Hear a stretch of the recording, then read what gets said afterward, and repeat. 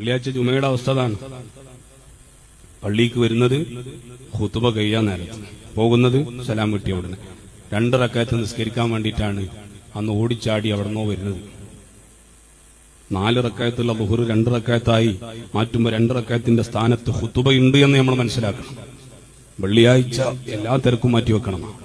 അൽ ജുമുഅത്തു ഹജ്ജുൽ ഫുഖറാഇ വൽ മസാകിൻ, പാവങ്ങൾക്ക് ഹജ്ജിന്റെ പ്രതിഫലം അല്ലാഹു തരുന്നതാണ് ജുമുഅ.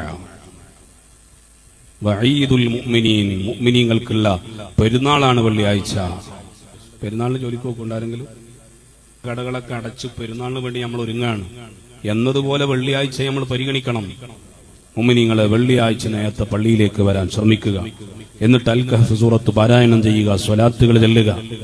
ചുരുങ്ങിയത് വെള്ളിയാഴ്ച ജുമുഅയുടെ ആദ്യത്തെ ബാങ്കിന് മുമ്പെങ്കിലും പള്ളിയിലെത്തണം, അല്ലെങ്കിൽ ബാങ്ക് കൊടുത്ത ഉടനെ പള്ളിയിലെത്തണം എന്ന് നമ്മൾ തീരുമാനിക്കുക.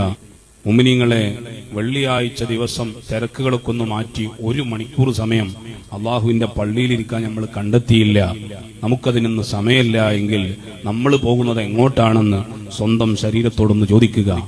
ബോധമുള്ളവർ ചിന്തിക്കാനുള്ള സമയമാണ്. വിപത്തുകൾ വരുമ്പോൾ മാത്രം പടച്ച റബ്ബിനെ ആലോചിച്ച് ആ റബ്ബിലേക്ക് കരങ്ങൾ ഉയർത്തിയാൽ പോരാ, എല്ലാ സമയത്തും അള്ളാഹുവിനോട് നന്ദിയുള്ള അടിമകളാവുക.